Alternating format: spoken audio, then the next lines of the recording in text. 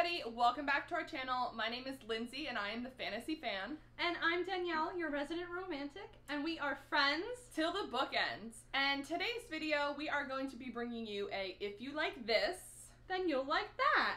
So these are our recommendations based on the books that we've read. Now these may not be entirely accurate, we are forewarning you, but we thought it was a good idea to try and find some parallels between books that we've liked. And hopefully, if you liked one of these books, then you'd like the other.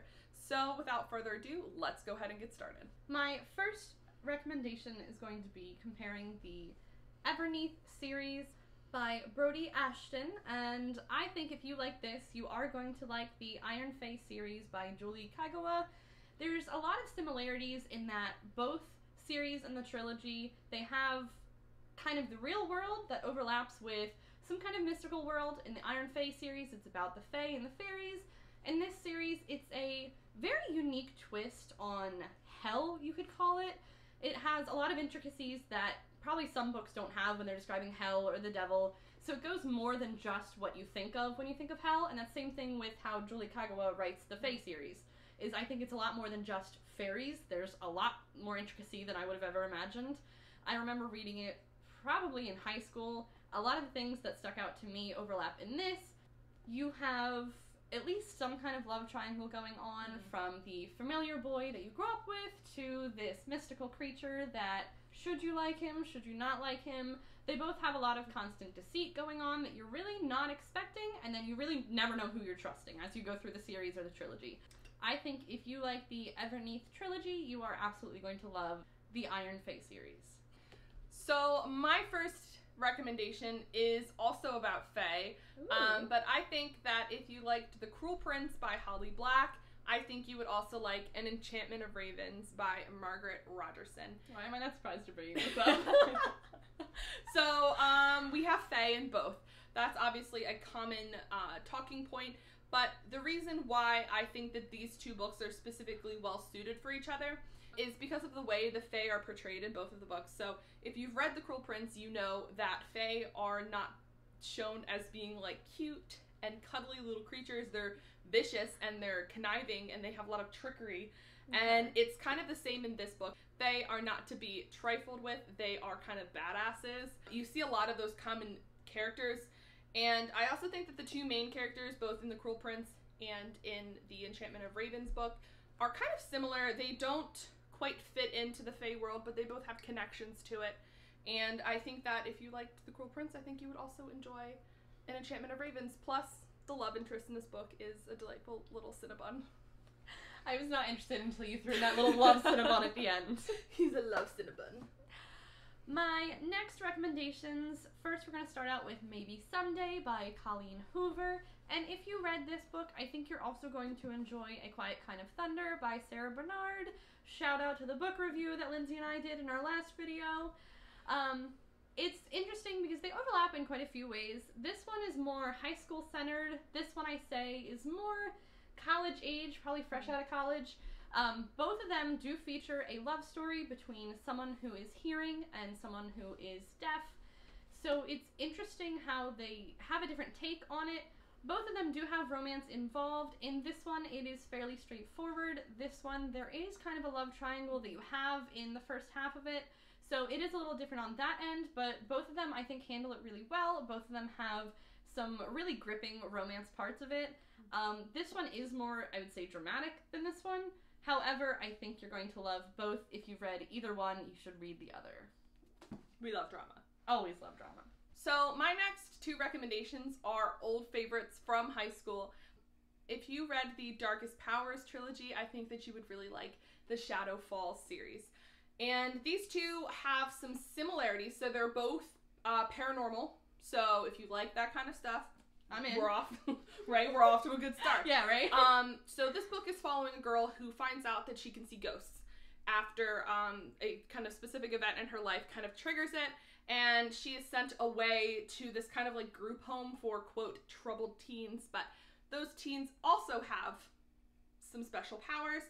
This book also features a love triangle, as does this book. And this series follows a girl who finds herself kind of in the wrong place, wrong time scenario is sent to a camp for troubled teens. Oh. Where she finds out that she's not exactly human, and neither are the other campers. There's also a delightful love triangle in this. And I think that if you read either of these books, you'd probably like the other one. They have a lot of similar themes, and they were just like guilty pleasure reads. Like, this one was my favorite book in high school. I mean, it's torn to hell, and this has been a loved book, as is this series. So, older recommendation, but I definitely still think they're worth the read. My next recommendation is going to take The Love That Split the World by Emily Henry. If you've read this one, I think you're going to enjoy now that you're here. I have talked about both of these. This one I did a review on. This one has one of my favorite covers. Both of these feature parallel universes or multiverses. They, of course, also both feature a love story that builds. They both feature when one gets into the wrong universe, the second person has to try and figure out how to get them back. Do they even want to go back? I just think that these interlap really well. This is, I would definitely say, more of a middle school grade. This one definitely later into the high school years. I really love them. I love this one so much. I read it probably at least 4 years ago. I'm going to put it on my reread list, so I think that if you enjoy this one, you will like this. This video is making me want to reread all of my old favorites. I know, honestly. So my next recommendation is that if you like The Hunger Games, you will like the Red Rising series by Pierce Brown. So these two initially don't seem as if they have much in common. I'm sure you've heard of The Hunger Games by now, but if you haven't, it's following two teens that get picked to compete in essentially this like game for their life. It's a very high stakes scenario. There's some love, etc., etc. But in the Red Rising series, you're following a boy named Darrow, and he was born in the lowest caste of society. He's a red. Classes are stratified by color, so he's like the lowest of the low. And somehow he gets himself into this scenario where he is going to infiltrate the highest tier of society, and in order to do that, he has to kind of compete in this game.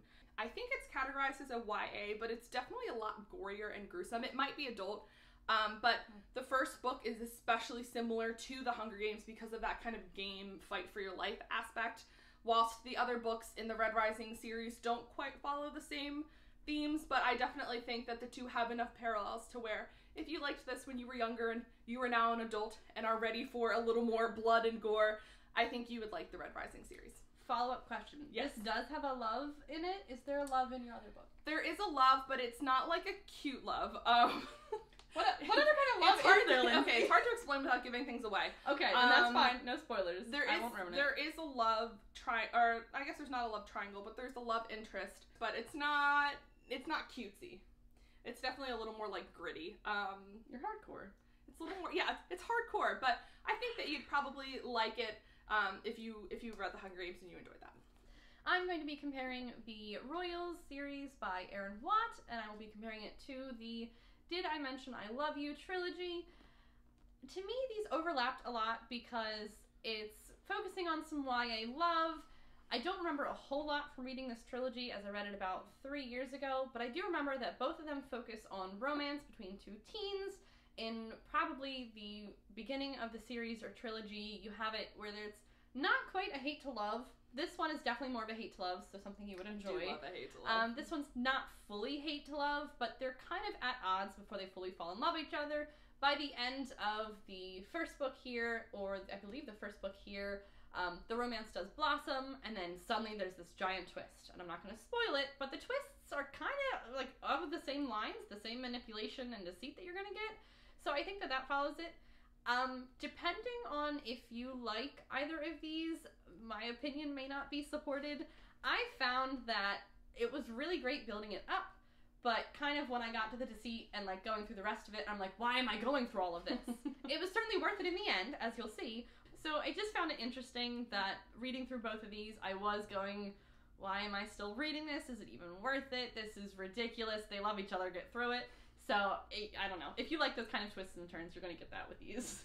So, the last two books that I want to compare are All the Stars and Teeth by Adeline Grace and Blood Heir by Emily Wenzel. And these two, at face value, don't really have that much in common, you'd think, because this one takes place on a island nation, and the other one takes place in a very snowy Russia-esque winter climate situation. So you're like, these two things have nothing in common. However, both books are featuring a main character who has been displaced from the throne. So both of them team up with a kind of conniving of sorts. This one is a pirate because, of course, if you are set on the ocean, you need a good pirate to help you reclaim your throne and your powers. And in the other book, she helps a escaped convict, and they kind of make a deal with each other. So you're both seeing Princess is displaced from the throne, you're seeing a kind of morally gray love interest, and you're also seeing some really interesting powers that I haven't really seen represented in other books before. I thought the magic systems were really interesting. Both books ended up at about a 4-star rating for me as well, so I felt very similarly towards them. But I think that if you liked one, that you'd enjoy the other. The next I'm going to compare to me are completely interchangeable. I have the Angel Burn trilogy by L.A. Weatherly. I also have the Black City trilogy by Elizabeth Richards. They focus on different topics, so this one focuses a lot on angels and the aspect of that. This one focuses more on different mythical beings and kind of the combinations between a mythical being and a human and some different... In the book, they're kind of unfavored modified humans. You'll know more about it when you read it. It's a little hard to describe. But they both focus on uprising against a higher power. They focus on love. I believe there is a kind of love triangle in both of them. So, you know, I'm going to enjoy that in books. I just thought that they were both a trilogy. They both kind of focused on paranormal stuff, on fantasy. I really enjoyed it. They all were page turners for me. I couldn't put them down. So to me, every time I read this one, I'm like thinking of this one or vice versa. So we hope you enjoyed our recommendations today. If you thought of any other recommendations based off of the books that we mentioned, feel free to mention them in the comments below. We'll take a look. Maybe it's something we haven't read and can put on our TBR. Yes. So once again, thanks for watching. We hope you have a great rest of your day, and we will see you next time.